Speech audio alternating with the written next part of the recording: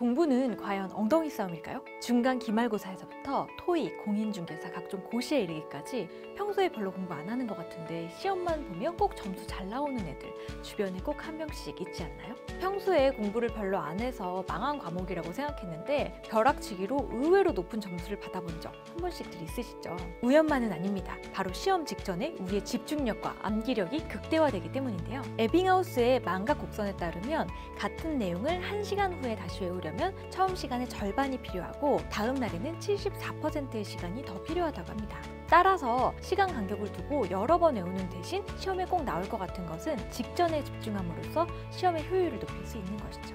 벼락치기는 과학입니다. 500개의 자격증을 딴 스즈키 히데아키는 이 단기 암기력을 이용하여 모든 시험은 7일 이내에 공부할 수 있다고 얘기하는데요. 자격증 시험은 사고력보다는 합격의 목적이기 때문에 머리로 이해하려 하지 말고 외워서 그대로 꺼내야 한다고 얘기합니다. 그는 공부해야 할 부분과 안 해야 할 부분을 분리하고 잘 나오는 부분일수록 미뤘다가 나중에 암기함으로써 공부를 전략적으로 접근합니다.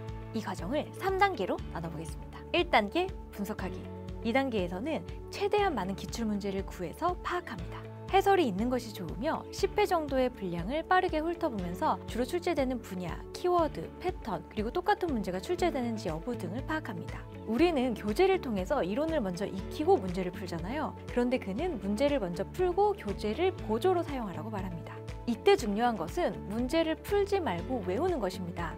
우리는 풀다가 문제가 맞으면 우리가 이해했다고 착각하고 넘어갑니다. 문제와 답이 되는 이유를 외우고 다른 보기는 왜 답이 되지 않는지를 확인합니다. 2단계 분류하기.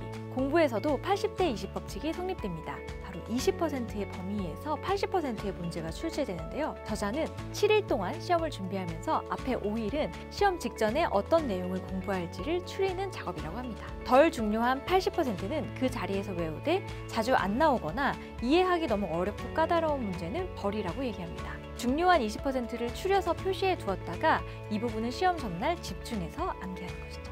3단계 벼락치기. 그렇다면 시험 직전에 공부해야 되는 것은 무엇일까요? 바로 시험에 자주 나오는 것, 자잘한 숫자나 고유명사, 쉽게 외워지지 않는 것들입니다. 이런 문제는 미리부터 공부해서 기억을 정착시키는 데 힘쓰는 대신 시험 직전에 집중해서 외워야 합니다. 이때는 외우는 횟수가 중요한데요. 짧게 여러 번 보면서 머리에 남기는 것이 중요합니다. 또 그냥 외운 척 하지 말고 책을 덮고서 암기해보거나 말장난 같은 패턴을 만들어서 암기하는 것도 좋습니다. 새해에는 야무지게 공부도 하고 자격증도 따자라고 계획한 여러분, 늘 부족한 시간 속에서 7일의 마법에 한번 도전해보세요. 시험에 나올 것 같은 것만 잘 발라내서 공부하는 것, 합격 전략의 핵심입니다. 7일 공부법이었습니다.